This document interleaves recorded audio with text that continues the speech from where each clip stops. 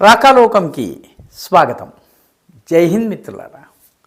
పాకిస్తాన్ అనగానే ఆ దేశపు జాతీయ చిహ్నం ఏంటి అన్నటువంటి సందేహం వస్తుంది.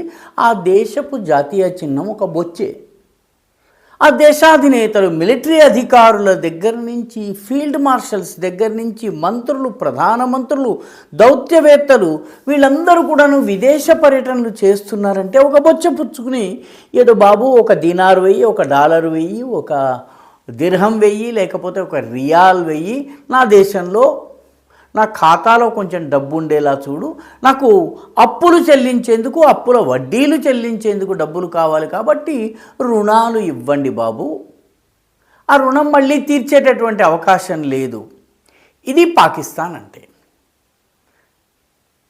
ఆగస్టు 14, 1947లో భారతదేశం కన్నా కొన్ని గంటల ముందు స్వాతంత్రం సాధించినటువంటి పాకిస్తాన్ భారతదేశం కన్నా కొన్ని యుగాలు వెనకబడిపోయింది.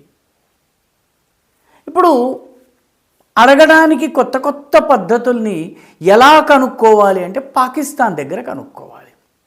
పాకిస్తాన్ తాజాగా అమెరికాను డబ్బడుగుతోంది.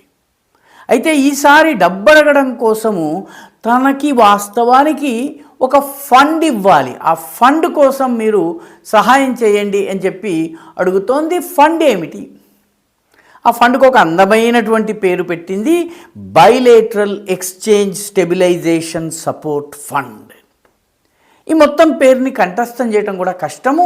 బైలేటరల్ ఎక్స్చేంజ్, రెండు దేశాల మధ్య జరిగినటువంటి సంభాషణలు, చర్చలు, సంధి చర్చలను స్థిరీకరించినటువంటి పని చేశాం మేము. కాబట్టి ఈ స్థిరీకరణకు మీరు మద్దతుగా మాకు ఫండ్ ఇవ్వాలి. ఇంతకీ స్థిరీకరణ ఎవరి మధ్య చేశారు? పరస్పర ద్వైపాక్షిక చర్చలు ఎవరి మధ్య చేశారు అంటే అమెరికాకి, ఇరాన్కి.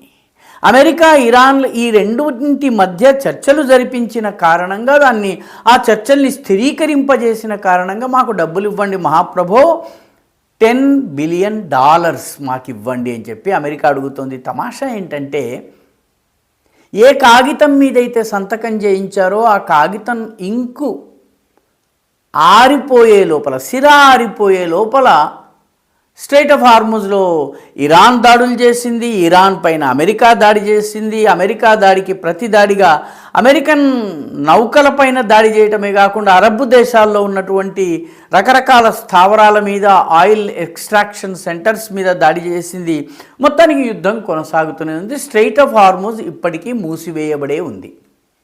కాబట్టి ఏం బైలాటరల్ ఎక్స్చేంజ్ జరిగినట్టు, ఏమి స్టెబిలైజేషన్ జరిగినట్టు, దానికి సపోర్ట్ ఫండ్ ఎందుకు ఇవ్వాలి? అది $10 బిలియన్. ఎవరిని అడిగారు? మామూలుగా ఆషామాషిగా అడగలేదు. అమెరికాకి చెందినటువంటి సెక్రటరీ ఫైనాన్స్, అంటే వాళ్ళ యొక్క ఆర్థిక మంత్రి అయినటువంటి స్కాట్ బేసన్ని అడిగారు. స్కాట్ బేసన్ ఇప్పటి వరకు జవాబు చెప్పలేదు. పాకిస్తాన్ అవసరం ఎంతో కొంత ఉంది కాబట్టి పాకిస్తాన్ని పూర్తిగా పుట్టి మునగకుండా కాపాడాల్సినటువంటి బాధ్యత కూడా అమెరికా చేతుల్లోనే ఉంది. కాబట్టి $10 బిలియన్లో ఒక 0 తగ్గించో, లేకపోతే ఎంతో కొంత అమౌంట్ని తగ్గించి కొంత కాకపోతే కొంత వేస్తారు. కానీ పాకిస్తాన్ మొత్తానికి అడుక్కు తినే దేశంగా మారిపోయింది. ఆ దేశ ప్రజలకు అన్నం పెట్టలేనటువంటి పరిస్థితి. కానీ సైన్యానికి 30% శాలరీ పెంచారు. ఇది కేవలం పాకిస్తాన్లో మాత్రమే జరుగుతుంది. నిజానికి ఇరాన్, అమెరికాల మధ్య జరిగినటువంటి చర్చలు ఏవైతే ఉన్నాయో ఈ చర్చలన్నిటినీ ఆగాఖాన్ ఫౌండేషన్ ఆ ఖర్చుల్ని భరించింది. పాకిస్తాన్ ప్రభుత్వం భరించలేదు. ఆగాఖాన్ ఫౌండేషన్కి చెందినటువంటి అనుచరుడికి సంబంధించిన హోటల్లో కార్యక్రమం జరిగింది. ఆయన బిల్లు అడిగితే పాపం ఇవ్వలేనటువంటి పాకిస్తాన్ ప్రిన్స్ ఆగాఖాన్ని వేడుకుంది. ఆగాఖాన్ ఫౌండేషన్ మొత్తము బిల్లుని వేవ్ చేసింది. అంటే ఆ డబ్బుల ఖర్చు అంతా కూడాను ఆగాఖాన్ ఫౌండేషన్ ఇచ్చినట్టు. కాబట్టి డబ్బులు తమవి కావు, హోటల్ బిల్లులు చెల్లించలేదు, ఇటు చర్చలు సఫలం కాలేదు, అటు ఇరాన్ దారికి రాలేదు, ఇటు అమెరికాకి బుద్ధి రాలేదు. కానీ పాకిస్తాన్కి మాత్రము bilateral exchange stabilisation support fund కావాలట. ఈ bilateral exchange stabilisation support fund కోసం ఇప్పుడు పాకిస్తాన్కి చెందినటువంటి ఫీల్డ్ మార్షల్స్ దగ్గర నుంచి ప్రధానమంత్రుల దాకా అమెరికా చుట్టూ తిరుగుతున్నారు.